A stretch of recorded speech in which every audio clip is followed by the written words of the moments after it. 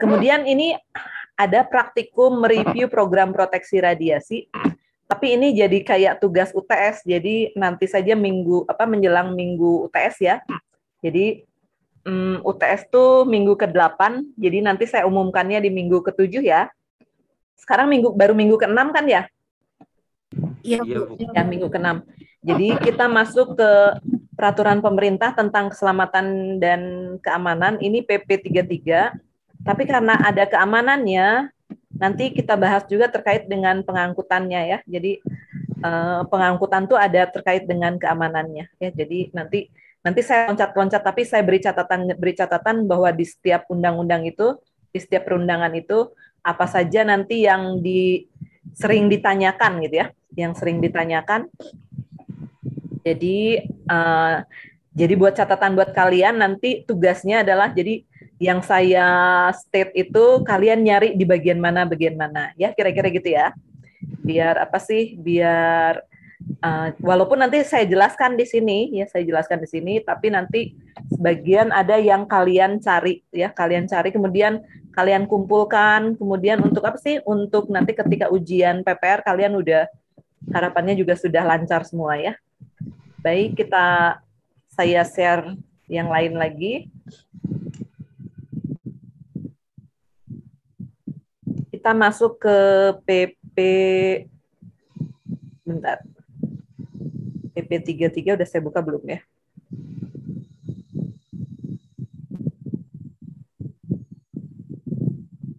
Kita buka dulu PP 33 ya. Kalian juga boleh buka PP 33 ya kalau punya ya.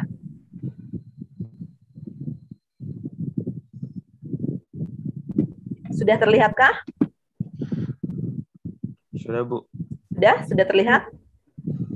Nah, yang di sini kalian yang bagian-bagian awalnya kalian boleh menghafalkan ya, boleh menghafalkan dulu. Nanti kalau kalau belum paham ya dihafalkan dulu, diupayakan dipahami juga. Misalnya keselamatan radiasi pengion ini titik beratnya seperti ini.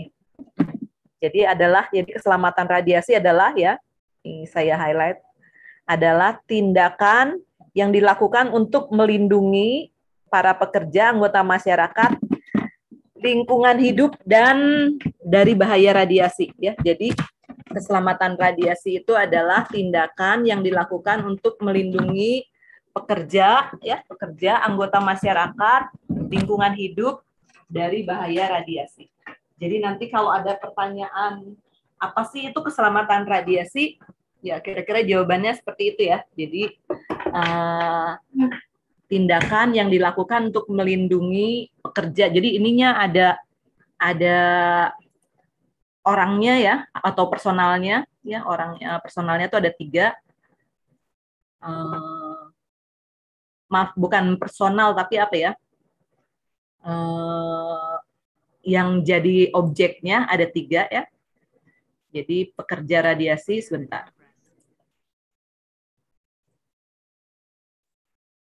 Di sini ada pekerja radiasi, anggota masyarakat, dan lingkungan. Itu yang diupayakan dilindungi ya dari bahaya radiasi. Nah, itu makna dari keselamatan radiasi ya, keselamatan radiasi. Nah, ini definisi ini tentu saja diakuinya ya, atau lingkupnya tuh adalah di ketenaga nukliran saja ya. Mungkin kalau nanti di keselamatan K3 mungkin ada agak berbeda, saya kurang tahu, tapi kira-kira ini yang dikeluarkan oleh Bapeten dan sebenarnya juga oleh IAEA ya. Bentar, listrik saya lampunya.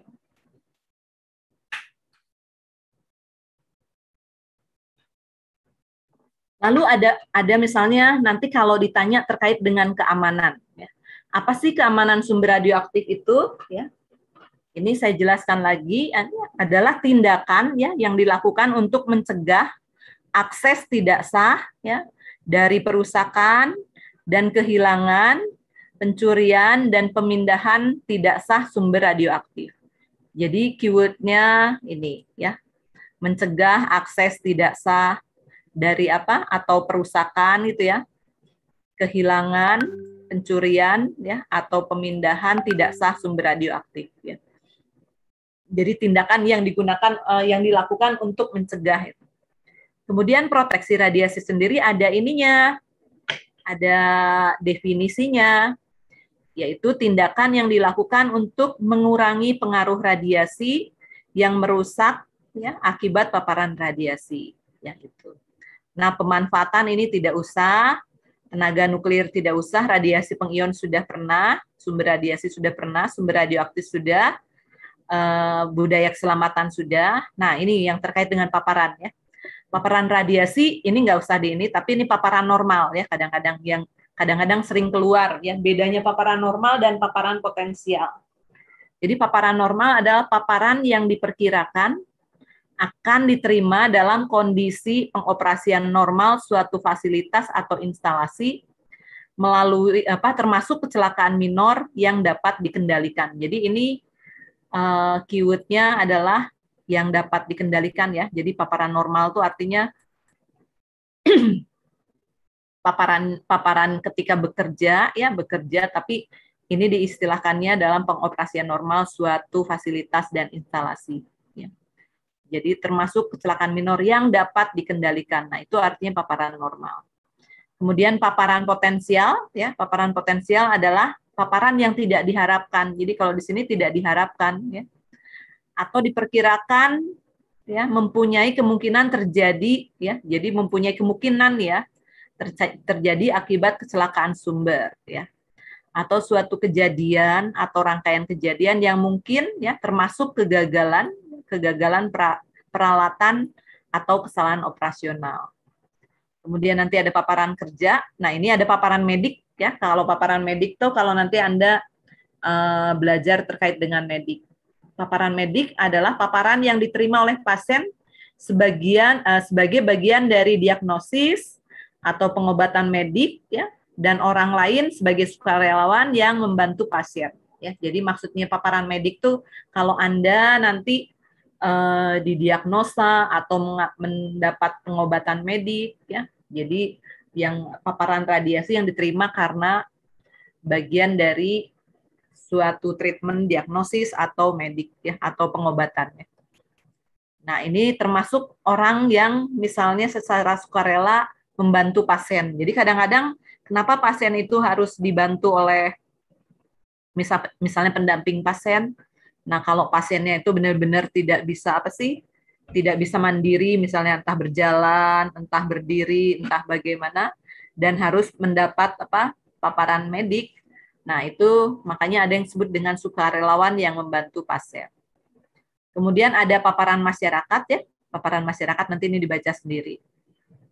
Kemudian ada paparan darurat. Nih, paparan darurat juga perlu diperhatikan. Jadi tadi ada paparan potensial ya, ada paparan potensial, dan ada juga paparan darurat. Nah, paparan darurat adalah paparan yang diakibatkan karena terjadinya kondisi darurat nuklir atau radiologi. Jadi itu, kemudian nanti ada tenom, ada intervensi ya. Intervensi itu adalah tindakan untuk mengurangi atau menghindari paparan ya, atau kemungkinan terjadinya paparan kronik dan paparan darurat. Ini yang disebut dengan intervensi. Kemudian ada tinom ya, tinom atau nom ini. Kemudian ada dosis radiasi, ada rekaman. Nah, rekaman ini sering keluar juga nih ya. Soal yang kalau saya highlight ini kadang sering keluar. Rekaman adalah dokumen yang menyatakan hasil yang dicapai. Jadi ininya ya, keyword-nya itu adalah yang menyatakan hasil yang dicapai ya. Jadi ada yang sudah dicapai kalau rekaman itu ya. Jadi ada pernyataan ada yang menunjukkan pencapaian hasil ya. Ini keyword-nya ya, yang menyatakan hasil yang sudah dicapai atau memberi bukti pelaksanaan kegiatan dalam pemanfaatan tenaga nuklir. Jadi kalau rekamannya dalam hal dokumen ketenaga nukliran seperti itu. Kemudian ada NBD, ini NBD juga ya. NBD adalah dosis terbesar ya, dosis terbesar yang diizinkan oleh Bapeten ya. Jadi ini ada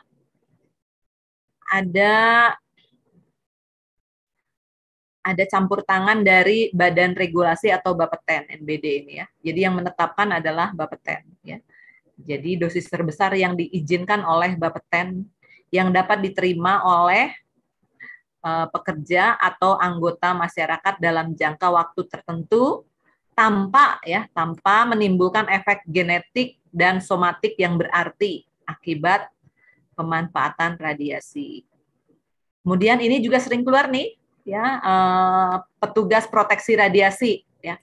Ini pasti ada dari beberapa kali soal, kadang-kadang entah di pelatihannya atau di ujian SIB-nya.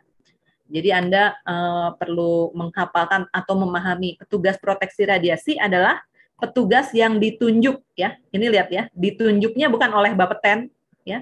Ditunjuk oleh pemegang izin dan oleh Bapeten dinyatakan mampu.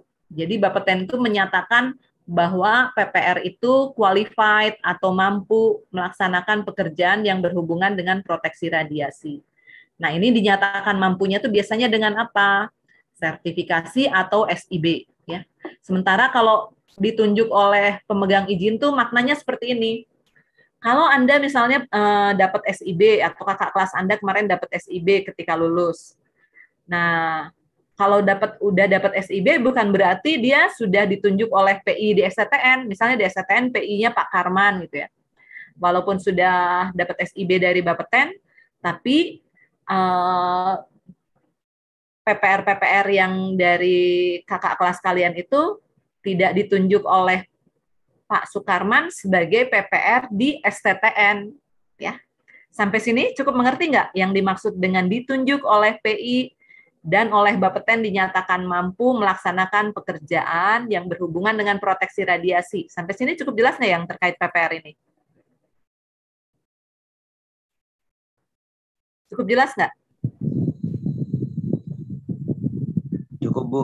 Ya. Artinya diizinin sama perusahaan sama Bapeten kan, Bu? Ya, jadi yang nunjuknya perusahaan ya. Jadi kalau PPR itu ada untuk PPR suatu perusahaan ya harus ditunjuk. Ditunjuk itu artinya apa? Ya, ada kontrak kerja, ada MOU bekerja. Maksudnya ditunjuk itu seperti itu. Bekerja sebagai apa? Ya sebagai PPR. Nah, oleh Bapeten dinyatakan mampu berarti Bapeten mengeluarkan SIB atau kalau ada sertifikasi ya oleh Bapeten juga. Kira-kira seperti itu ya. Jadi artinya Bapeten itu seperti kalau kalian punya SIM, SIM itu dikeluarkan oleh siapa ya? SIM kendaraan bermotor itu? Polisian setempat, Bu. Oleh apa? Ya bukan polisi, namanya apa sih? Samsat apa? Satu apa? Polisian ya, memang polisian, tapi Samsat itu apa ya? Samsat itu apa? Samsat bukannya Pak. Ya, pokoknya kira-kira gitu ya. Jadi ada yang apa menyatakan Anda dinyatakan mampu mengendarai kendaraan bermotor. Kalau saya jangan sampai saya punya SIM karena saya nggak bisa mengendarai motor saya itu ternyata. Tapi juga misalnya selain punya SIB itu, nah kalau bekerja di suatu perusahaan, ya perusahaan itu memang meng-hire Anda atau menetapkan Anda sebagai pekerja tetap dan semacamnya. Itu maknanya dari ditunjuk oleh pemegang izin itu. Seperti itu ya. Oke, seperti itu cukup jelas. Lalu ada juga pemegang izin. Ya, pemegang izin adalah orang ya. Di sini disebutnya ada orang ya. Orang atau badan yang telah menerima izin pemanfaatan tenaga nuklir dari Bapeten. Ya. Jadi kalau misalnya BRIN gitu ya, ya udah BRIN itu kan suatu badan ya. Kalau misalnya menggunakan apa sih zat radioaktif atau sumber radiasi pengion, nah dinyatakan apa sih mendapat izin dari Bapeten ya berarti BRIN-nya tuh badannya tuh menerima izin pemanfaatan. Nah ini yang tadi saya sebut, yang tadi saya state itu dari beberapa ini ada yang saya state tadi itu diingat-ingat bahwa itu akan sering keluar ya, bukan akan sering keluar, kemungkinan keluarnya pokoknya kemungkinan keluar gitu ya dibandingkan definisi yang lain yang ada di sini ya. Gitu ya. Sampai sini cukup jelas? Oke, sampai sini cukup jelas? Cukup, Bu. Ya. Nah, kemudian dari PP33 ini saya ingatkan juga di sini itu nanti ada persyaratan keselamatan. Kemarin saya sudah cerita ya, persyaratan keselamatan itu apa saja? Aduh, sorry. Persyaratan keselamatan itu apa saja? Anda ingat? Bu. Jarak, waktu, shielding. Bukan persyaratan keselamatan. Justifikasi, optimisasi. Kita lihat lagi ya. Persyaratan keselamatan.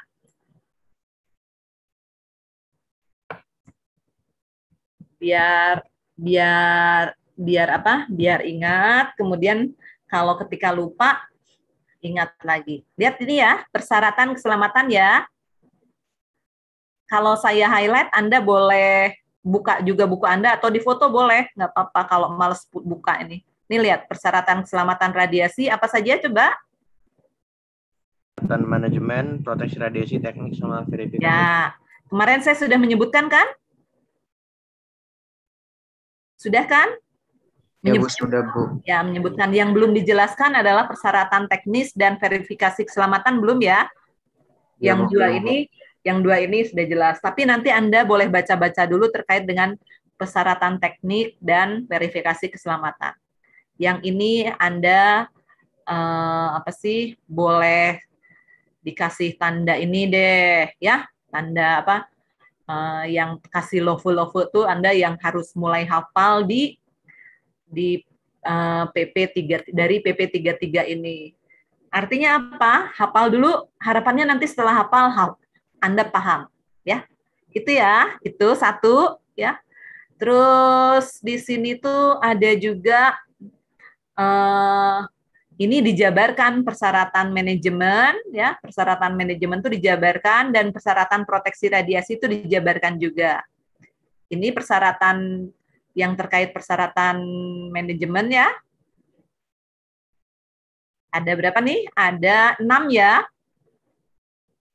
Ya enggak? Oke, sekarang kalau persyaratan proteksi radiasi apa saja? Ada 3 Bu. Ya, apa saja? Justifikasi, limitasi, sama optimisasi. Oke, ya sip. Ada di halaman berikutnya ya. Nah, kemudian yang ini penting juga nih. Jadi saya highlight. Nanti Anda juga boleh minta yang sudah saya highlight di sini asal Anda ingatkan aja yang ini ya. Pemegang izin ya, pemegang izin tanggung jawabnya apa saja. Satu ya, ini adalah mewujudkan tujuan keselamatan radiasi ya. Jadi ini adalah tanggung jawab pemegang izin. Kemudian kita lihat nih. Jadi ini tuh sering-sering agak tumpang tindih dengan yang tanggung jawab dari PPR ya. Tapi sebetulnya maknanya tuh adalah kalau PPR dapat tanggung jawab yang ini adalah delegasi dari PI ya. Jadi kita lihat nih. Di sini menyusun ya, mengembangkan, melaksanakan dan mendokumentasikan ya, mendokumentasikan program proteksi dan keselamatan radiasi. Ya, jadi yang ininya nggak usah dibaca lah, tapi nggak apa-apa nanti Anda boleh baca ya, boleh baca juga, tapi intinya terkait dengan program proteksi radiasi yang tanggung jawabnya siapa? PI ya. Jadi nanti kalau ada ujian ya, ada soal ujian 4 ininya pilihannya. Kemudian ada tulisan ada soal seperti ini ya. Yang bertanggung jawab menyusun program atau membuat program proteksi dan keselamatan radiasi. Misalnya jawabannya ada apa? 4 itu adalah PPR, PI, pekerja radiasi, ahli radiografi. Jawabannya yang mana? Siapa yang bertanggung jawab? Dalam hal ini bertanggung jawab ya, bukan bertugas tapi bertanggung jawab. PPR, Bu.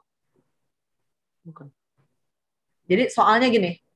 Siapa yang bertanggung jawab ya, yang bertanggung jawab membuat dan menyusun program proteksi dan keselamatan radiasi.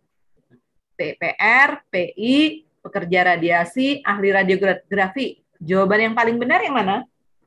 PI, Bu. Ya, karena ini lihat nih tanggung jawab ya. Jadi yang kalau Anda bertanggung jawab dalam pembuatan misalnya ADART dari suatu organisasi, apakah Anda harus membuat? Jadi misalnya yang jadi bertanggung jawab menyusun gitu. Apakah Anda harus yang menyusun sendiri? Jadi cukup bertanggung jawab tuh bisa mendelegasikan kan, ya enggak? Ya enggak? Jadi dia bertanggung jawab untuk mengadakan, menyusun atau membuat ini, tapi kan boleh dibantu oleh pekerja radiasi, boleh dibantu terutama oleh PPR. Ya enggak? Ya kan, kalau pekerja radiasi sekedar ngetik-ngetik mungkin boleh, ya enggak? Kan itu juga. Tapi kalau namanya tuh gagasan, polanya, ya di suatu perusahaan ya tentu saja itu adalah tanggung jawabnya PI-nya. Gitu ya? Seperti itu, cukup jelas? Kalau PPR-nya membuat sistematik mengikuti sistematikanya, nah itu kan jadi PPR-nya hanya delegasi dari PI. Sampai situ cukup jelas? Sampai sini cukup jelas? Cukup, Bu. Ya. Jadi ini nanti yang tanggung jawab. Jadi dari PP ini tadi yang pertama tuh apa saja? Beberapa yang terkait dengan definisi. Terus yang kedua apa? Yang kedua apa? Persyaratan Keselamatan radiasi. Ya, persyaratan keselamatan radiasi yang paling tidak juga Anda berusaha menjabarkannya. Terus kemudian ini tanggung jawab personalnya. Mulai dari PI dan nanti ada PPR-nya ya. Jadi ini PI nih ya. Nah, PI. Nah, kita lihat juga nih yang bertanggung jawab ini sering keluar nih yang saya tunjukkan ini tuh, jadi ini biar kalian nggak bingung. Karena kalau nanti diinikan dengan soalnya ini keluar kroditkan dengan PPR, dia seringnya bisa juga salah gitu. Ini lihat, membuat dan memelihara rekaman yang terkait dengan keselamatan radiasi. Nanti kita bandingkan dengan tanggung jawab PPR ya. Ini lihat PI ya, ini ya, pemegang izin ya. Terkait dengan rekaman ada nggak di PPR? Oke, sampai sini cukup jelas? Terkait rekaman ini ya, rekaman itu adalah tanggung jawab PI ya, memelihara maksudnya. Maksudnya memelihara rekaman itu gimana sih? Menyimpan gitu, Bu. Iya, jadi perusahaan itu tinggal ini aja, memerintahkan bagian apa sih? Administrasi atau arsip, bagian kearsipan. Simpan tuh rekaman-rekaman semua pekerja radiasi. Nah, itu kan udah memelihara kan? Simpan, diamati, diarsipkan dengan baik. Nah, itu kan kegiatannya adalah membuat dan memelihara rekaman kan? Ya enggak? Ya, Bu. Ya, gitu. Sekarang kita lihat ya, terkait dengan pendelegasian ya. Pemegang izin dalam melaksanakan tanggung jawabnya dapat nih, lihat. Ada ini tuh eksplisit nih, yang ini nih. Nah, ini juga sering dibahas ya, terkait dengan pendelegasian itu. Jadi dalam tanggung jawabnya dapat didelegasikan ya, atau menunjuk personil yang bertugas di fasilitas atau instalasinya untuk tindakan yang diperlukan dalam mewujudkan keselamatan radiasi. Di sini boleh ini boleh nggak yang didelegasikan bukan PPR, boleh nggak? Kalau dari ayat 4 ini, boleh nggak yang didelegasikan itu bukan PPR? Berdasarkan ini. Ada nggak kata-kata pemegang izin harus mendelegasikan kepada PPR di sini? Personel yang bertugas di fasilitas gitu, Bu. Ya, berarti ada nggak ini PPR di sini? Ada berarti, Bu. Mana PPR-nya? Tulisannya maksud saya. Oh, nggak ada, Bu. Nggak ada, Bu. Ada, Bu. Secara eksplisit, Bu. Ya, jadi makanya saya bertanya, apakah ini harus didelegasikan kepada PPR? Harus didelegasikan kepada PPR? Tidak harus, Bu. Tidak harus. Personil yang bekerja gitu, Bu. Ya. Iya, yang kan PPR juga personil yang bekerja kan? Ya enggak? Ya, Bu. Tapi pekerja radiasi juga bekerja, misalnya. Terus misalnya nanti ada misalnya kepala HSE gitu ya. HSE itu apa sih? Health Safety. Ya, misalnya kepala bagian HSE. juga bekerja misalnya terkait dengan misalnya di bidang keselamatan, tapi juga ada yang terkait dengan dalam mewujudkan keselamatan radiasi. Bisa saja PI-nya itu mendelegasikan ke kepala HSE. Tapi biasanya kalau perusahaan-perusahaannya itu relatif tidak kompleks, tidak besar strukturnya, nah itu biasanya yang didelegasikan adalah kepada PPR. Gitu ya, maksud saya. Cukup jelas? Jadi di lapangan biasanya yang mendapat delegasi itu seringnya PPR. Nah, ini perlu jadi dicatat juga nih, saya lebarkan ininya. Pendelegasian ini ya tidak membebaskan. Jadi artinya tidak dengan delegasi tersebut pemegang izin dibebaskan dari tanggung jawab hukum ya. Dari pertanggungjawaban hukum jika terjadi situasi yang membahayakan. Ya, membahayakan siapa ya? Pasti pekerja radiasi, anggota masyarakat atau lingkungan hidup. Seperti itu ya. Jadi ini penting nih yang bagian BP33 ini yang saya kuning-kuningi dari depan, kadang saya kotak-kotaki, itu penting, sering keluar. Gitu ya. Cukup jelas? Jelas, Bu. Oke. Kemudian yang ini nggak usah dulu, kita eksplisit terkait dengan PPR misalnya ya. Ini banyak nih apa sih? Oh ya, sedikit terkait dengan ini, terkait dengan pemantauan kesehatan ya. Pemantauan kesehatan dulu nih. Budaya keamanan juga ini. Lihat nih terkait dengan pemantauan kesehatan ya. Pemegang izin wajib menyelenggarakan pemantauan kesehatan. Ya. Jadi yang melakukan menyelenggarakan pemantauan kesehatan itu adalah pemegang izin. Caranya bagaimana? Misalnya boleh dengan kalau pemantauan kesehatan tuh caranya gimana saja sih? Yang paling sering? Medical check up, Bu.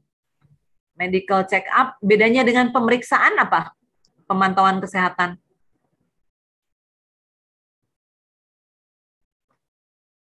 Kita lihat ya, ini pemantauan kesehatan tuh ininya nanti dengan ada pemeriksaan, kita lihat. Menyelenggarakan pemantauan itu dengan harus melaksanakan melaksanakan berdasarkan ketentuan umum kesehatan, merancang penilaian, kemudian menggunakan hasil pemantauan berdasarkan informasi untuk kasus ya, gini lihat.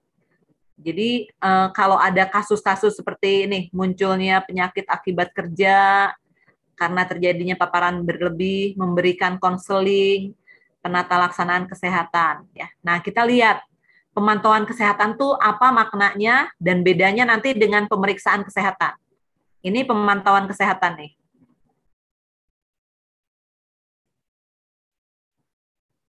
Nah, kira-kira ini.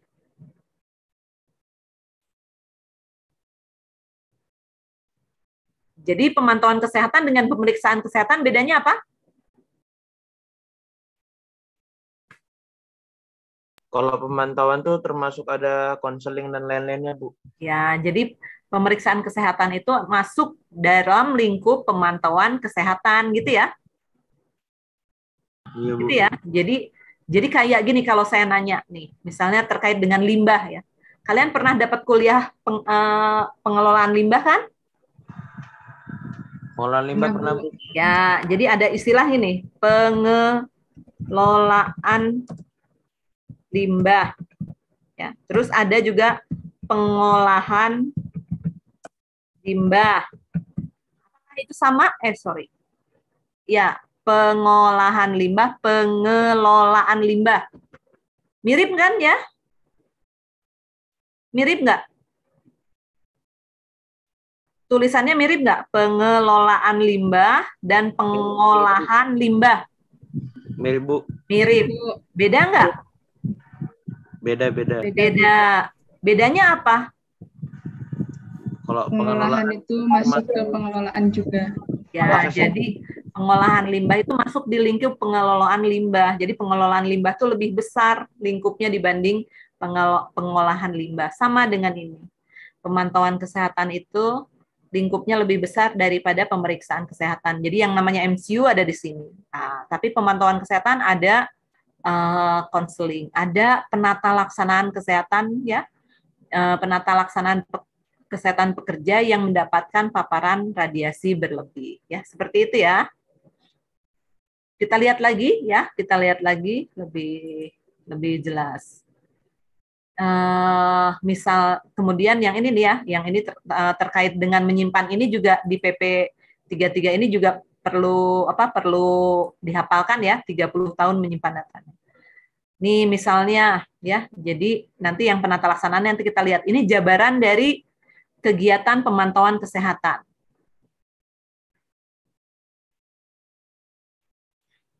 Nah, ini yang terkait dengan pemeriksaan kesehatan nih, ya. Pemeriksaan kesehatan itu dilakukan dilakukan kapan saja, ada di sini nih. Jadi nanti jawabannya kalau ada pertanyaan, kapan sih seorang pekerja radiasi itu mendapat pemeriksaan kesehatan? Jawabannya udah ini. Ya. Jadi kakak kelas kalian kemarin sebelum mendapat SIB harus mencantumkan MCU ya, mencantumkan SU. Itu salah satu implementasi dari sebelum kerja.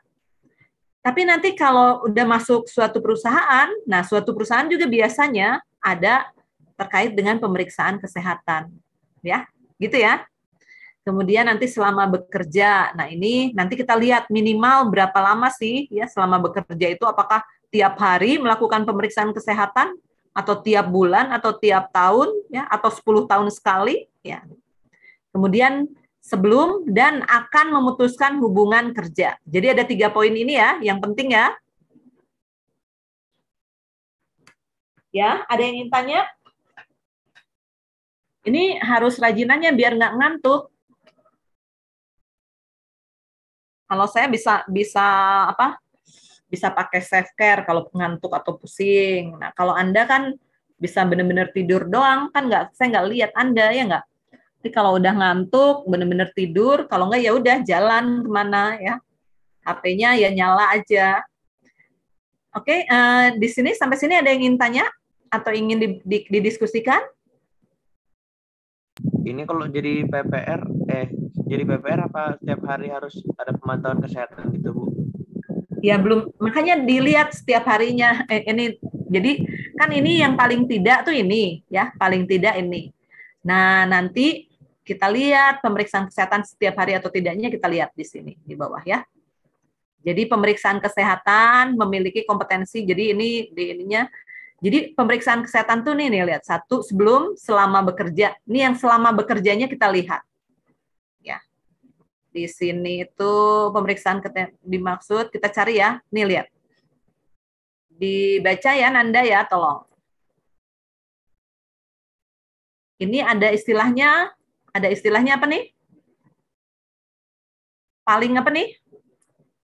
Saya ini aja biar susah. Ini ada ini nih. Ada istilahnya paling apa? Baca Nanda. Paling sedikit setahun sekali, Bu. Ya, paling sedikit setahun sekali itu kalau selama bekerja ya. Ketika Anda bekerja ya. Kalau kontraknya cuma 3 bulan gitu, Bu? Kalau kontraknya 3 bulan, ya berarti kan sebelumnya aja kan? Oke, Bu. Ya, sebelumnya dan ketika akan selesai kan, ya enggak? Ya kan? Ketika akan selesai kan syaratnya begitu kan? Iya, Bu. Ya, gitu ya. Nanti gitu aja pokoknya ketika akan selesai juga ini. Sebentar ya, saya kepanasan nih.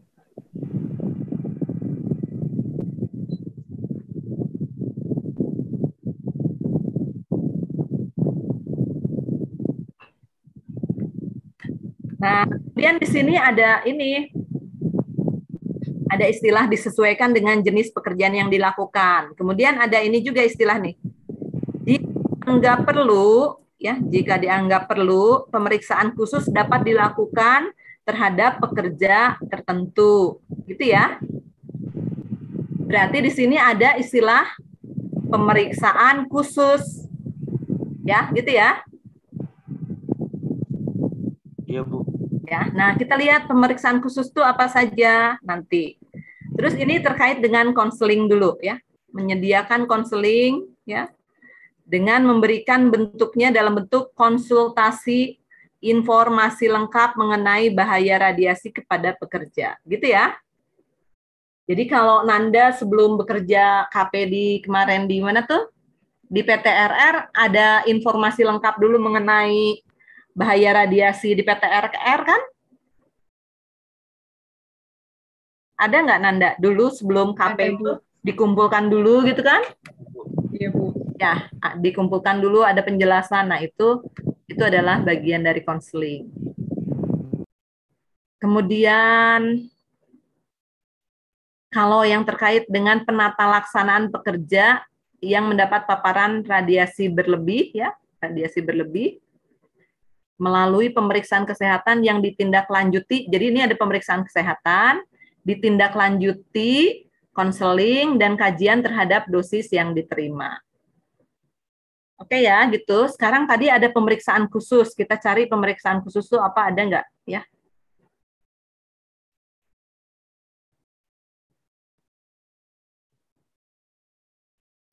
Pemeriksaan khusus, kita lihat.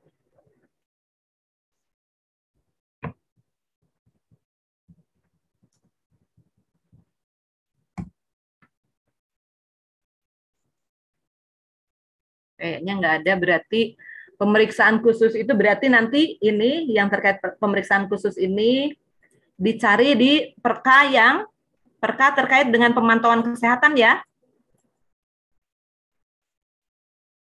Jadi apa sih yang dimaksud dengan pemeriksaan khusus? Ada di perka terkait pemantauan kesehatan. Perka terkait dengan pemantauan kesehatan tuh perka nomor berapa ya? Nomor 6, Bu. Ya, nomor 6 tahun 2010. ya. Perka Bapeten terkait pemantauan kesehatan.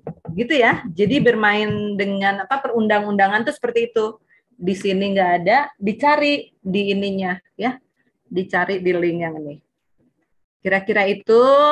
Kemudian yang sudah berlebih itu tadi kalau penata laksanaan mendapat radiasi berlebih itu selain pemeriksaan kesehatan ada tindak lanjut konseling dan kajian terhadap dosis yang diterima. Seperti itu. Itu ya. Jadi tadi udah ada apa saja? Kalau udah sampai yang dari tadi tuh yang pertama terkait dengan PP 33 ini biar Anda ingat PP 33 ringkasan. Sampai sini dulu nih ya. Aja tadi satu yang verifikasi tadi Bu. Persyaratan. Oh ya, definisi dulu ya. Ya, Bu, Berapa definisi definisi?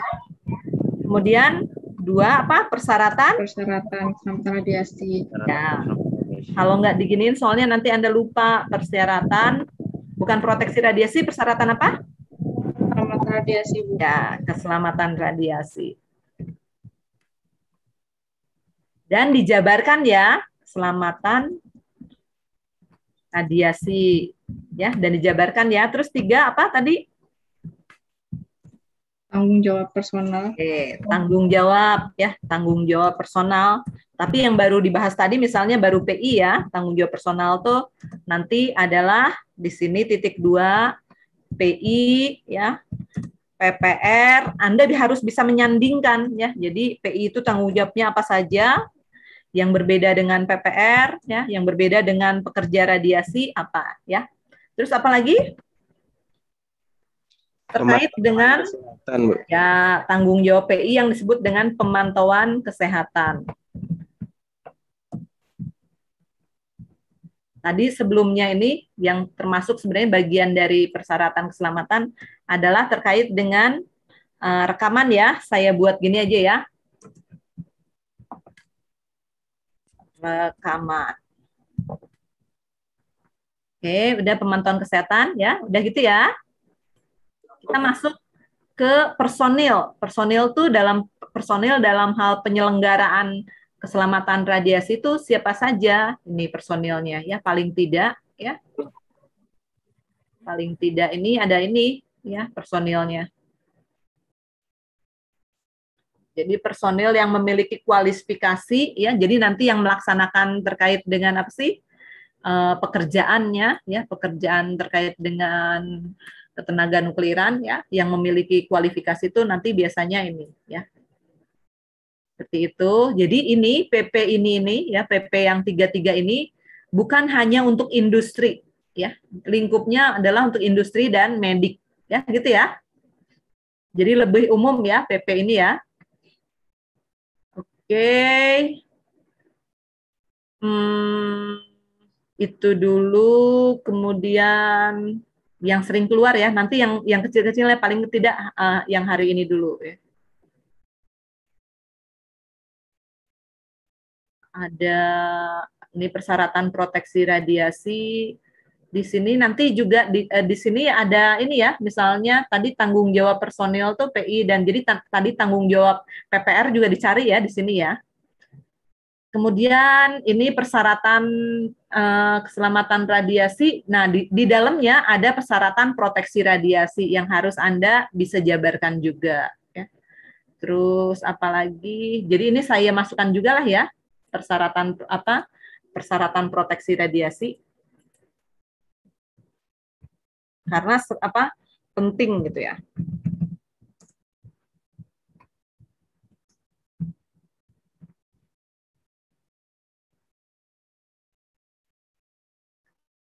Nah, kemudian terkait dengan pemantauan ya, pemantauan paparan kerja dan kontaminasi di daerah kerja, kita lihat ya.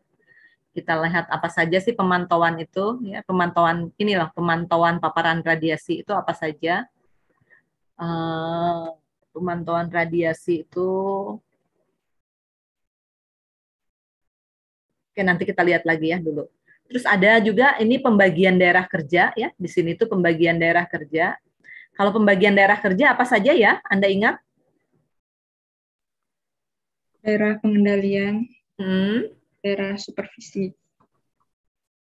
Daerah pengendalian, daerah supervisi, hanya itu saja? Sama daerah masyarakat. Ya, jadi jangan lupa ya, tetap ada satu daerah pengendalian. Kenapa daerah masyarakat penting? Kenapa daerah untuk masyarakat itu penting?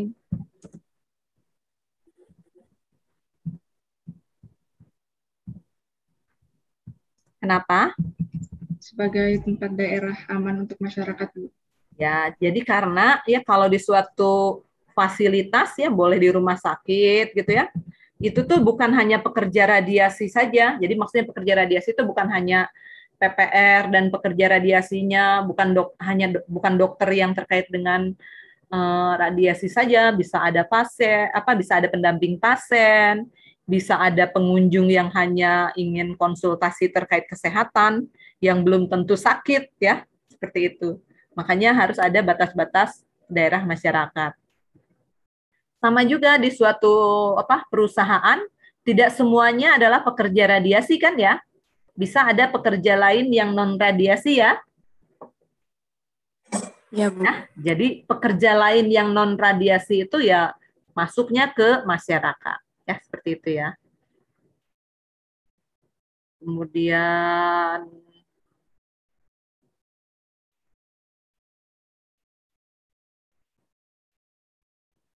ada di sini juga boleh nih sedikit ya. Di sini itu ini saya highlight-nya pakai ini aja ya. Terkait kalau mau melepas zat radioaktif ya ke lingkungan ya, ke lingkungan. Ini boleh asal apa nih? Boleh membuang zat radioaktif ke lingkungan asal apa? Mencapai tingkat clearance. Oke. Tingkat clearance itu apa? Ada yang masih ingat tingkat clearance itu apa?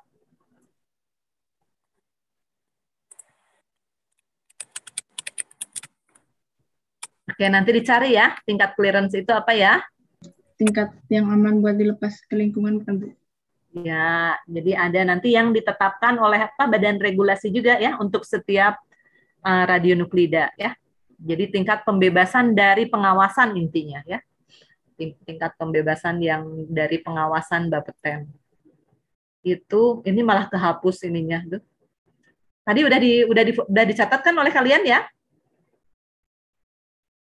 Udah dicatat ya?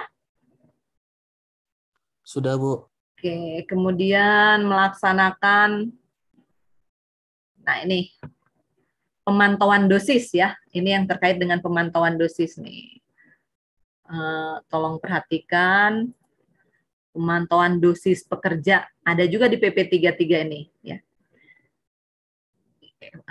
Pemantauan dosis pekerja ini nanti harus dievaluasi oleh laboratorium dosimetri yang terakreditasi. Apa sih maksudnya laboratorium dosimetri yang terakreditasi?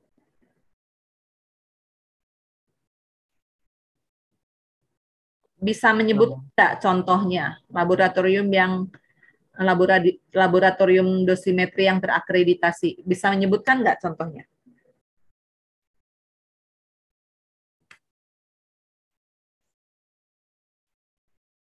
Bisa menyebutkankah contoh laboratorium dosimetri yang terakreditasi yang kalian tahu di mana? Ada di mana? Bapeten mungkin nggak, Bu? Nah, jangan sampai bapeten ya. Jangan sampai bapeten. Adanya di Batan ya. Oke, kalau sekarang nggak apa-apa. Nanti kalau ujian, jangan terstate di bapeten ya. Nanti saya suka diisin-isin nih. Di Batan ada di mana ya nih? PSTA, Bu. Nih, ada di sini nih. Pasar Jumat, di mana nih? Pasar Jumat tuh di mana namanya? PT KMR. Coba dicari. Kalau dulu namanya PT KMR, sekarang kalau di bawah BRIN namanya apa nggak tahu. Jadi ini laboratorium dosimetri yang sudah terakreditasi ya. Laboratorium swasta boleh nggak? Kalau laboratorium swasta boleh nggak? Boleh, Bu, tapi kalau harus terakreditasi. Ya, boleh asal terakreditasi. Betul. Disampaikan. Nah, ini harus disampaikan ke laboratorium jadi ini hasilnya ini ya perlu diperhatikan. Hasilnya itu harus disampaikan kepada pemegang izin dan Bapeten ya. Jadi ketika laboratorium laboratorium tersebut ngecek TLD Anda kalau nanti sebagai pekerja radiasi, hasilnya itu dikirim ke kantor Anda dan di CC ke Bapeten. Jadi Bapeten itu akan tahu walaupun belum mendapat laporan langsung dari suatu perusahaan bahwa ada pekerja radiasi misalnya yang mendapat paparan berlebih. Bisa mengerti maksud saya? Bisa mengerti kata-kata saya ini? Bisa, Bu. Ya, jadi kalau ada pekerja radiasi mendapat paparan berlebih, diperiksa ya, paparan berlebih itu diperiksa oleh laboratorium dosimetri tadi, hasilnya tuh ternyata setahun dia udah lebih, udah dapat segini. Jadi belum juga pemegang izin ini lapor ke Bapeten udah tahu. Ya karena apa? Laboratorium ini tuh langsung ketika lapor ke pemegang izin, hasilnya keluar, udah di CC ke Bapeten. Gitu ya? Cukup jelas kah? Jelas, Bu. Oke. Yang ini harus yang ini nih ya, yang ini harus disimpan selama 30 tahun terhitung sejak pekerja yang bersangkutan berhenti. Ya, kemudian ini Bapeten dapat melakukan pencarian keterangan jika hasil evaluasi menunjukkan dosis yang melebihi NBD. Jadi Bapeten itu kalau udah ada laporan lebih ini berlebih, boleh kayak polisi gitu, nanya-nanya gitu ya, nanya-nanya lebih jauh lagi. Oke, kita masuk ke ini perlengkapan proteksi radiasi ya. Peralatan proteksi radiasi ada di sini nih ya, ada di sini. Mencakup ya peralatan pemantau tingkat radiasi dan kontaminasi daerah kerja. Peralatan pemantau dosis perorangan, peralatan pemantau radioaktivitas lingkungan, dan peralatan proteksi radiasi. Sekarang saya nanya, yang A dengan C bedanya apa?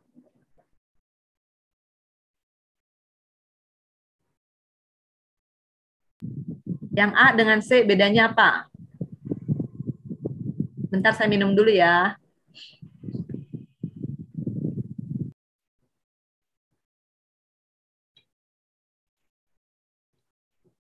Ada yang tahu bedanya A dengan C? Boleh langsung, ini juga boleh state langsung apa? Sebutkan nama alatnya juga boleh.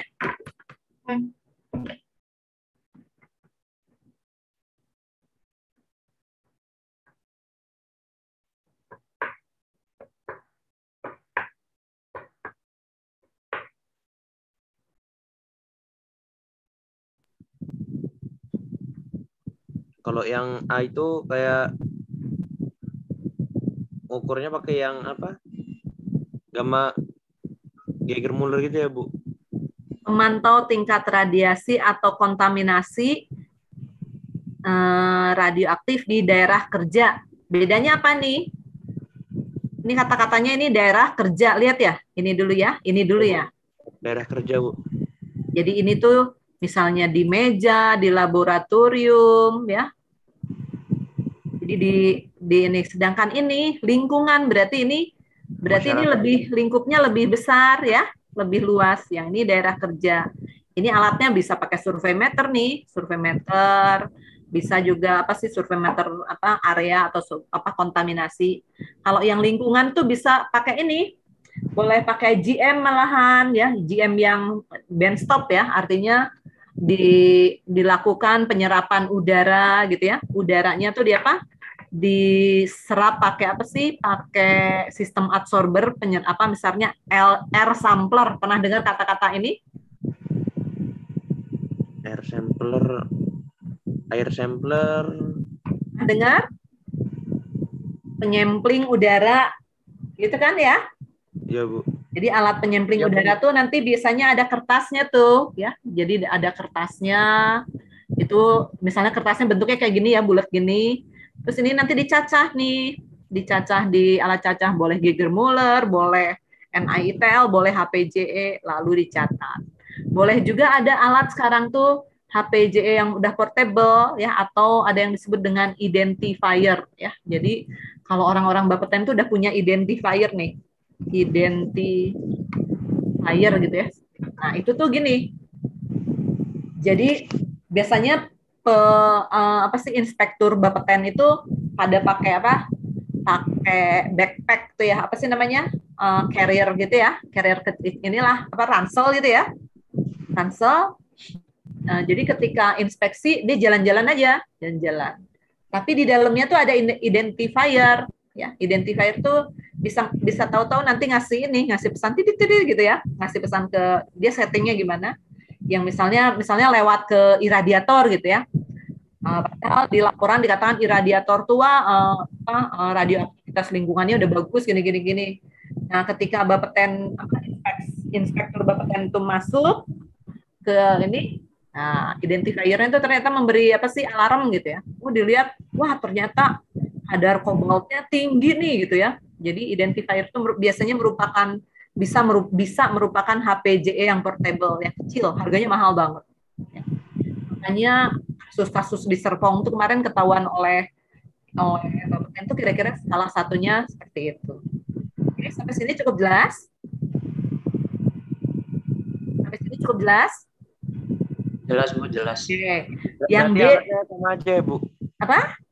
Alatnya yang A sama C itu bisa sama aja ya, Bu? Bisa sama saja. Tapi yang ini, yang C ini bisa lebih kompleks karena kan dia kayak yang ini tuh kayak bagian apa alat analisis juga nih yang ini, ya. Itu ya. Bisa ini. Tergantung perusahaannya, tergantung kasusnya gitu ya. Sekarang kalau B dengan D bedanya apa? Peralatan pemantau dosis perorangan dengan peralatan protektif radiasi. Bedanya apa? Kalau protektif tuh kayak pakai apa yang lengan sarung tangan panjang itu, Bu? Ya, boleh. Atau apron itu ya. Atau apa sih? Kacamata gitu ya. Kacamata apa sih? PB gitu ya. Ya, gitu ya. Ya, Bu. Ya, Bu. Peralatan protektif ini radiasi. Sedangkan kalau apa pemantau dosis perorangan apa? Ya pendos itu, Bu. Pendos, PLD ya. Nah, Anda lihat juga ya di sini kalau medik ya, kalau medik. Setiap pekerja, pasien, pendamping pasien, dan orang lain yang berhubungan dengan radiasi wajib memakai pemantau dosis perorangan, peralatan protektif radiasi, ya gitu ya. Jadi ini di medik ya, di medik juga sama nih ya. Nah, tapi walaupun nggak harus bentuknya TLD ya, tidak harus bentuknya TLD. Nah, sekarang saya nanya kalau Nanda, Fani, atau Lulu, atau kemarin yang KP di PTRR itu siapa? Irfan. Kemarin kalian semua dapat ini nggak? Dapat ya semacam pendos gitu, semacam dosimeter gitu? Dapat ya? Basket, Bu. Ya, doskat gitu, dapat kan ya. Nah, itu maknanya seperti itu. Kemudian wajib melakukan kalibrasi ya. Nah, ini yang disebut kalibrasi itu penting nih. Perlengkapan proteksi radiasi wajib yang wajib melakukan kalibrasi ya, ini peralatan proteksi radiasi ya di yang bagian apa? 31 ayat 2. 31 ayat 2 nih. Ya, ini tuh wajib apa sih? Wajib di ayat 2 tuh yang mana nih? Ini ya. Nah, itu wajib di apa nih? Di melakukan kalibrasi ya. Jadi wajib dikalibrasi. Kalau makna kalibrasi itu artinya apa ya? Menyesuaikan dengan standarnya, Bu. Ya, menyesuaikan dengan standarnya. Apakah terjadi perbedaan yang apa? Signifikan atau tidak ya? Nah, ini apalagi alat-alat yang medis nih ya. Alat-alat yang medis nih kalibrasinya nih termasuk ini nih ya. Kalau yang untuk medik. Jadi lebih apa? Lebih ini. Kemudian sumber radiasi terbuka ya, sumber radiasi terbuka tuh walaupun nggak harus medik ya, biasanya menggunakan apa? Dos kalibrator ada istilahnya. Pernah dengar dos kalibrator? Pernah dengar dos kalibrator? Nanda pernah dengar? Dos kalibrator, dosikan ya, Bu? Kan Irfan pernah dengar? Oh, pernah Bu, kayaknya di PTR ada Bu. Ya, di mana? Di PTR itu di lab yang tengah itu Bu, yang sebelah Fimhud itu, Fimhud aktif itu kayaknya ada. Ya, jadi ada ya dos kalibrator tuh. Sebentar, saya coba carikan ininya ya. Gambarnya, Bu. Saya carikan. Oh, iya, Bu. Ngerti. Nanti yang lainnya gimana? Yang lainnya belum tentu tahu ya. Di PTR Terus, ngerti, Bu. Ada, Bu. Oh, yang kayak tabung itu tinggi, Bu. ya, dos kalibrator. Nah, dos kalibrator tuh untuk ini, untuk zat radioaktif terbuka. Ini ya, sebentar ya, saya share ya. Saya pernah lihat tuh, tapi nggak tahu itu namanya. Nih seperti ini nih, pernah lihat? Nih lihat nih. Iya Bu, pernah Bu. Ya Bu, gitu Bu. Ini dos kalibrator nih. Jadi kalau maksudnya kalau untuk sumber-sumber radiasi terbuka pakai dos kalibrator. Pokoknya saya di perundang-undangan ini benar-benar mengharapkan kalian tahu lebih banyak, dan nanti ketika ujian PPR jangan terlalu bingung harapannya ya. Mohon sering nyatet. Kemudian kalau filenya itu terlalu banyak, bagaimana caranya kalian menyimpan? Boleh disimpan di, kalau kalian kan punya email kan ya? Ya enggak? Punya email kan, kalau Anda menyimpan apa sih? Materi-materi soft file gitu, disimpannya di mana? Di Drive, Bu. Ya, di Drive, boleh juga di email Anda. Jadi di email tuh artinya Anda kirim email ke Anda sendiri dengan kasih apa? Dikasih apa sih namanya? Kasih subjek yang ini, dan Anda ingat bahwa Anda nyimpennya mungkin nggak di Drive, tapi di apa? Di email, boleh di email atau di cloud Anda yang lain ya. Maknanya kalibrasi itu apa? Nanti kita lihat ya. Kemudian ini terkait dengan optimisasi proteksi radiasi ya, optimisasi proteksi radiasi. Kalau yang terkait dengan optimisasi proteksi radiasi itu apa saja sih? Ini penting nih soalnya, sering keluar juga. Yang merupakan implementasi dari optimisasi proteksi dan keselamatan radiasi itu apa? Implementasinya. yang Hmm? rendah, Apa? Pembatas dosis penggunaan itu dosis rendah. Inilah, dilihat nih ya. Ini penerapannya nih, implementasi pembatas dosis. pembatas dosis atau dose constraint ya. Dan satu lagi tingkat panduan untuk paparan medik. Ya, jadi nanti kalau Anda belajar nanti terkait dengan medik, selain pembatas dosis itu ada tingkat panduan untuk paparan medik. Ini apa saja isinya nanti saya pelajari baru saya share juga ke Anda. Nah, ini tuh ada di materi PPR medik ya. Jadi nanti ini ada di materi PPR medik nih. Yang B, yang pembatas dosis kalian udah tahu ya? Pembatas dosis sudah tahu ya? Tahu, Bu. Tahu Bu. Batas dosis itu adalah batas atas. Nanti carilah di ini di definisi. Mungkin tadi nggak ada, adanya di Perka Bapeten nomor 4 tahun 2013 adanya di situ. Nah, di sini ketentuannya nih ya. Penentuan pembatas dosis di sini nggak boleh melampaui. Ada kan saya ajarkan untuk menentukan pembatas dosis ya? Pernah nggak ketika PPR itu? Iya, pakai yang dosis setahun paling tinggi gitu kan, Bu? Ya, setahun yang paling tinggi gitu ya. Oke, udah. Kemudian ini ada nih tingkat panduan ini nanti kita lewat dulu ya, yang ini. Tapi ini penting juga nanti kita lihat. Kemudian ini yang medik, ini banyak nih Pak, itu apa? Nah, ini terkait dengan persyaratan teknis, nanti juga yang apa? Ininya ini ya. Tapi ini kira-kira bayangannya ini nih, persyaratan teknis itu ada yang disebut dengan sistem pertahanan berlapis, ada yang disebut dengan praktik rekayasa yang teruji. Jadi ini tuh mengarah ke desain ya. Jadi seorang PPR tuh nanti salah satunya ada tanggung jawab untuk ikut andil mendesain ya. Misalnya suatu fasilitas ingin membuat tempat X-ray indoor. Nah, itu siapa saja yang mendesain ya, selain ada desainer yang tertentu, PPR-nya wajib ikut juga ya, ikut andil ya. Jadi seperti itu. Nah, ini ada di persyaratan teknis ini. Kemudian kalau yang disebut dengan verifikasi keselamatan tuh ini kira-kira ya, isinya yang paling dasar tuh ini. Kajian keselamatan sumber, pemantauan dan pengukuran parameter keselamatan, rekaman hasil verifikasi keselamatan. Nanti untuk setiap kasusnya berbeda-beda. Misalnya untuk gauging dengan well logging, prinsipnya A, B, C ini, tapi nanti dijabarkan lebih ini lagi. Kemudian apa lagi ya? Terkait dengan ini, terkait dengan yang apa pemantauan TLD 3 bulan gitu-gitu ya. Kalau pakai TLD itu 3 bulan atau apa kita lihat ya. Bulan gitu aja ya. Kayaknya nggak di sini deh, di apa? Di Perka nomor berapa? Nomor 6 tahun 2010 ya. Sampai sini yang PP 33 udah cukup jelas ya? Yang sering keluar dulu, yang lain-lain nanti bisa di apa? Bisa ditambahkan. Ada yang ingin disampaikan?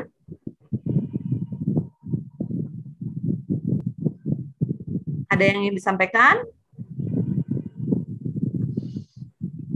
Betulnya juga ini di sini ada rencana penanggulangan keadaan darurat, ini juga penting ya, yang di ini. Nah, ya ini ada 1 2, kemudian ada fungsinya ya, fungsinya apa saja. Nah, ini nanti dijabarkan di perka tersendiri ya. Lalu keamanan ya, di sini tuh keamanan, nanti juga ada perkanya sendiri. Nah, keamanan itu kategorinya udah tahu ya? Keamanan kategorinya ada berapa kategori?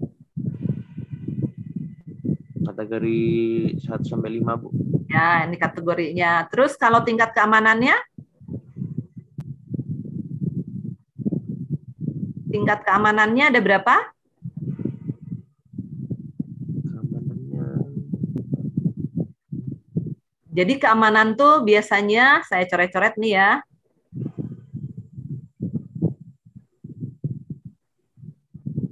Keamanan.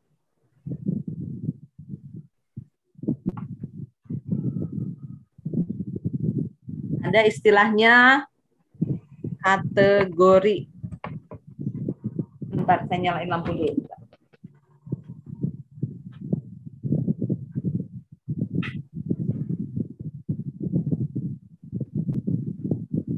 kategori ya. Kategorinya ada berapa? 1 ya, kemudian 2, 3, 4, 5.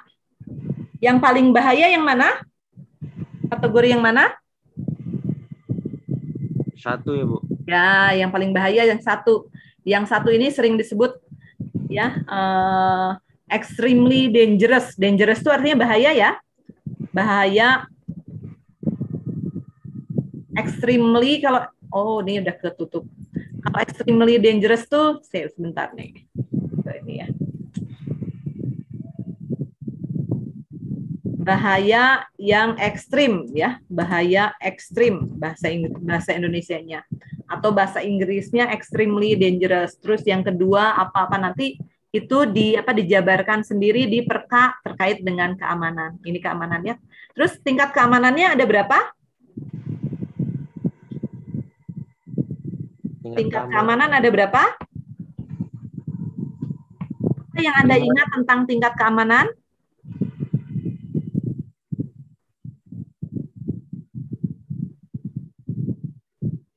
Jadi ini ada yang misalnya nih ya, tingkat keamanan untuk sumber radioaktif, ekspor, impor, penggunaan, disimpan ya, yang disimpan ya. Nah, ini tingkat keamanannya ada ada A, B, dan C ya. Ini biasanya untuk apa? Untuk import ya, ekspor gitu ya, ekspor impor. Terus tuh untuk pemanfaatan ya, pemanfaatan boleh pendidikan ya, penelitian, dan misalnya untuk industri. Nah, tapi ada tingkat keamanan yang untuk apa? Untuk pengangkutan. Kalau tingkat keamanan untuk pengangkutan apa saja?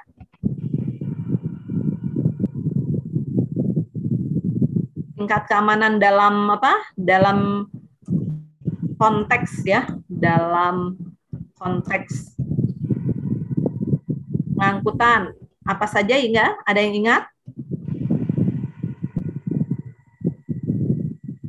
Ada yang ingat? Tingkat keamanan tingkat 1, 2, dan 3 ya, Bu. Tingkat keamanan dasar. Kemudian tingkat keamanan apa? Lanjutan. Lanjutan. Tingkat keamanan lanjutan. Terus lanjutan apa? Tingkat keamanan Lanjutan apa? diperketat. Ya, tingkat keamanan Perketat, lanjutan diperketat gitu ya. Yang paling punya potensi bahaya yang mana? Lanjutan diperketat atau tingkat keamanan dasar? Diperketat, Bu. Ya, diperketat. Sip, kalian udah ingat ya. Ada juga di sini. Nanti kita lihatkan juga di PP-nya. Ini tuh kita lihat semuanya dulu ya. Kita lihat semuanya dulu biar Anda yang di PP 33 tuh ada apa saja. Oke. Kedaruratan juga di sini ada rencana ini aja ya, rencana penanggulangan kedaruratan. Kemudian inspeksi Bapeten, sanksi administrasi. Kita lihat ya, kalau sanksi administrasi itu apa saja? Nih lihat ya. Nah, ini juga suka keluar nih, sanksi administrasi ya. Diingat-ingat ya, sanksi administrasi itu apa saja? Kalau kemarin kan sanksi pidana ya enggak? Ya enggak? Kalau terkait dengan pelanggaran undang-undang itu ada sanksi pidana kan? Nah, ini kalau sanksi apa nih kalau sanksi yang seperti ini? Kalau sanksi administrasi itu kalau melanggar apa? Di sini nih, setiap pemegang izin pihak lain ini ya, melanggar apa nih? Melanggar apa nih? Ketentuan di luar ketentuan pidana, ya berarti, jadi yang di luar ketentuan pidana berarti terkait PP ini ya, maka akan mendapatkan sanksi administrasi. Nah, sanksi administrasi ini bisa peringatan tertulis, penghentian sementara, ya, sementara atau pencabutan izin. Ya, sampai sini cukup jelas? Sampai sini cukup jelas kah? Yang Jelas, PP, oke, ya, kira-kira Bu, itu. jelas, Bu. Itu yang terkait dengan PP 37. Kemudian kalau yang pengangkutan ya, yang pengangkutan itu saya bukakan juga. Ini nanti kira-kira 3:30 saya share sedikit ya tentang pengangkutan dulu ya. Bentar. Apa saja yang perlu diingat, dicari gitu ya di pengangkutan ini.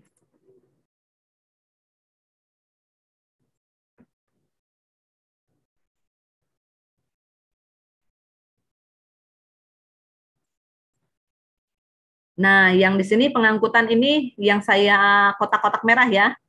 Ini pengangkutan yang terkait dengan definisi ya. Ini sering keluar. Yang keluar tuh ini biasanya ya.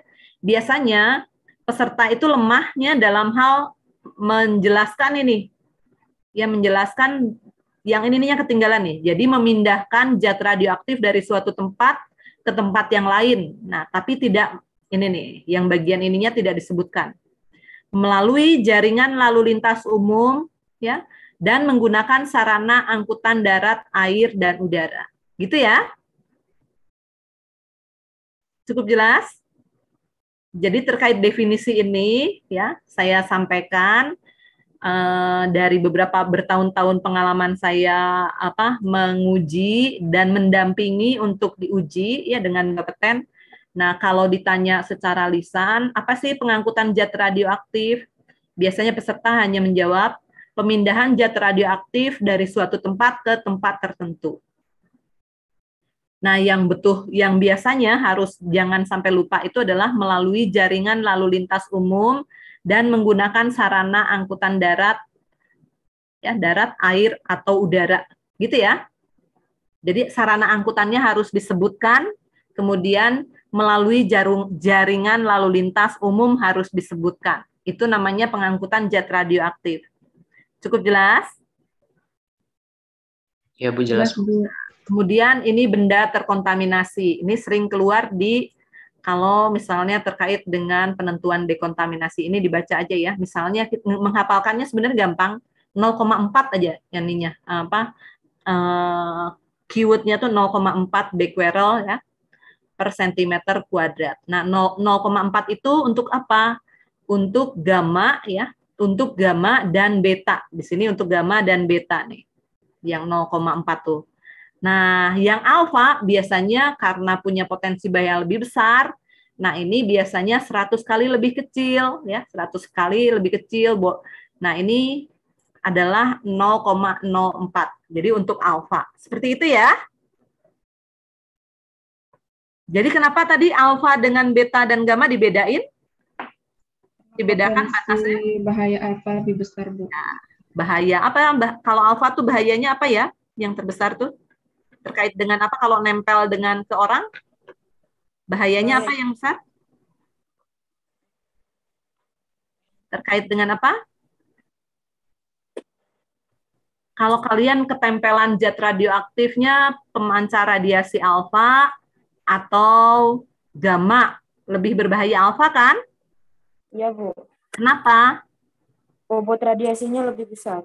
Bobot radiasinya boleh, tapi artinya ini daya ionisasi, ya daya ionisasi. Daya ionisasi itu sama dengan daya rusak. Jadi kalau badan Anda diionisasi itu artinya apa sih? Kalau misalnya bagian tubuh Anda diionisasi oleh radiasi, artinya apa? Secara nggak langsung dirusak, Bu. Ya, secara nggak langsung dibelah-belah, dipecah-pecah gitu ya. Ya, jadi itu namanya daya ionisasi itu adalah daya rusak, daya rusak zat radioaktif ya. Terutama terkait dengan sumber terbuka ya. Terbuka. Maksudnya sumber terbuka, tahukah Anda bedanya sumber terbuka dan tertutup? Biasanya yang sumber terbuka yang kayak larutan gitu. Ya, jadi bentuknya larutan atau serbuk ya, yang tidak di capping. Jadi tidak di cappingnya tuh tidak di seal gitu ya, tidak di seal pakai apa sih wadah atau apa. Tapi ini bisa masuk di tabung, bisa masuk di vial. Tapi ketika vialnya dibuka tuh bisa bertaburan gitu ya, bisa bertaburan, bisa tumpah. Nah itu disebut dengan sumber radiasi terbuka. Sampai sini cukup jelas? Sampai Jelas, sini Bu. jelas? Nah, nanti Anda pelajari juga, ini kan Saya mau tutup kira-kira 10 menit lagi. Kira-kira Anda pelajarinya ini ya, kalau yang di pengangkutan ini diulang lagi. Yang satu adalah ada yang sebut tadi pengangkutan, kemudian ada ini, ada namanya tipe bungkusan, ya. Apa yang dimaksud tipe bungkusan? Ada kategori bungkusan, ya. Ada kategori bungkusan. Jadi maksudnya gini, tipe bungkusan tuh biasanya penguji itu akan menanyakan, ya. Kalau ada suatu zat radioaktif atau gini, ada bungkusan ZRA, ya, dikelompokkannya berdasarkan tipe, ya, berdasarkan tipe. Nah, kalau berdasarkan tipe itu dikelompokkannya berdasarkan apa, ya? Kalau kelompok bungkusan radiasi, saya ganti gini ya. Ini saya ganti bungkusan Z radioaktif berdasar tipe dikelompokkan berdasarkan, ya. Dikelompokkan di sini. Sorry. Saya ini dulu deh, hapus dulu ya. Jadi kalau tipe, jadi ada istilah tipe bungkusan. Atau ada yang ingat nggak tipe bungkusan itu adalah kelompok bungkusan zat radioaktif berdasarkan apa saja? Berdasarkan apa yang Anda ingat? Berdasarkan cara membawanya bukan, Bu?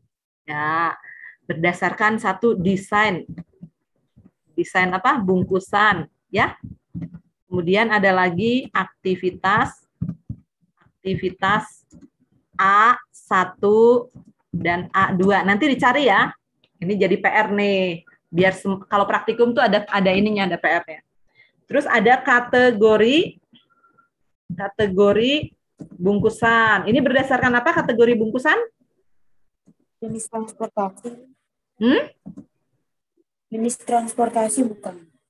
Oke, bukan nih. Kategori bungkusan ini berdasarkan indeks apa nih? Indeks angkutan. Indeks angkutan dan apa? Tingkat apa? Tingkat radiasi tertinggi pada permukaan bungkusan. Ya. Nanti PR-nya ini cerita tentang dua ini dulu aja, ya.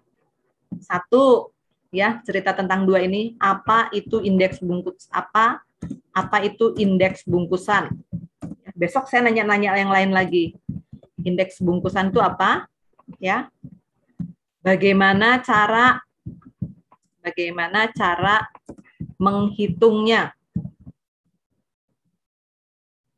Menghitung atau menentukan. Ya. Kemudian tipe bungkusan itu, yang ini terkait kategori, yang ini tipe bungkusan, ya. Tipe bungkusan ada berapa? Ada berapa jenis? Ya, berapa jenis? Dan dijabarkan. Jabarkan tuh artinya misalnya tipe X gitu ya. Tipe X itu didesain karena gini-gini ini. Tipe Z didesain karena gini gitu ya. Ini jadi maksudnya jabarkannya seperti itu. Nah, sekarang kategori bungkusan juga di sini nanti ada ini. Ada berapa macam kategori bungkusan. Ya. Jabarkan.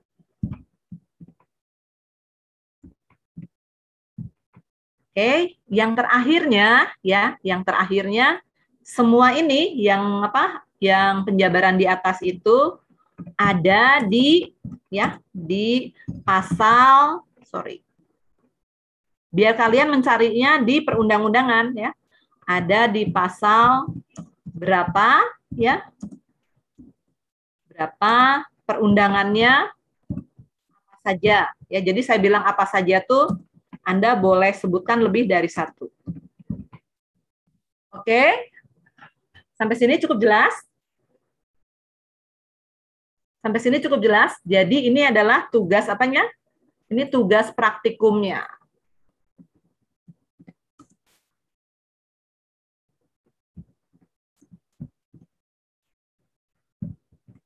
Kirimkan ke email saya ya.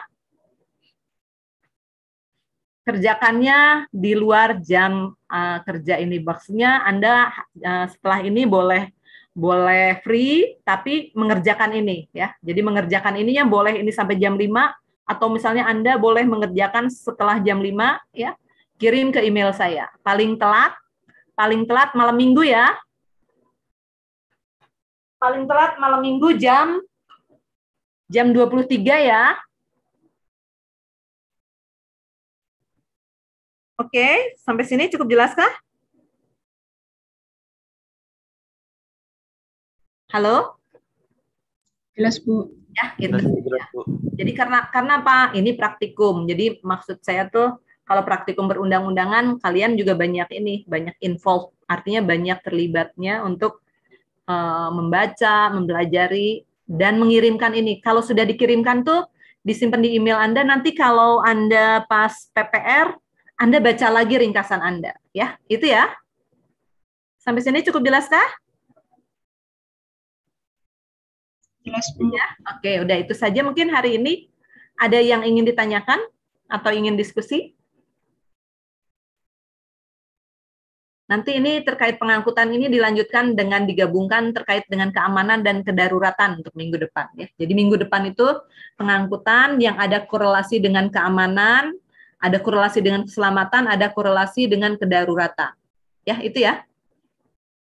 Oke, sampai sini cukup jelaskah? Udah? Jelas, Bu. Ya, udah itu saja mungkin hari ini, praktikum hari ini. Selebihnya adalah Anda melakukan praktikum secara mandiri atau tugas secara mandiri. Ya, itu saja ya, sambil itu adalah bentuk laporan praktikumnya. Itu mungkin dari saya, terima kasih. Udah difoto nih? Sudah, Bu. Udah difoto ya? Sudah, Bu. Oke. Mungkin itu saja. Selamat sore untuk semuanya. Terima kasih dan semoga kalian dalam keadaan sehat-sehat. Sampai ketemu lagi minggu depan dan mungkin besok ya. Masih ada kuliah juga dari saya. Tetap jaga kesehatan, jaga prokes, ya. Tetap berbahagia juga biar imunnya tinggi. Itu saja mungkin dari saya. Silahkan kalau ada yang mau end meeting ini. Jangan lupa absen ya. Jangan lupa absennya ya. Baik, Bu. Terima kasih, Bu. Absen selalu saya buka sampai jam 23 malam. Jadi kalau Anda mau absen nanti malam bisa, tapi kalau besok udah nggak bisa. Ya, jadi absen ini saya buka sampai jam 23 malam. In case Anda kadang-kadang misalnya telat banget atau udah ketiduran, tapi tetap mau absen silakan. Tapi nanti tetap banyak tuntutan dari saya untuk tetap belajar dan menguasai. Kalau Anda tetap misalnya kebetulan nggak mengikuti atau apapun. Itu saja mungkin dari saya ya. Makasih banyak ya. Terima kasih, Bu. Terima kasih, Bu. Lagi besok ya.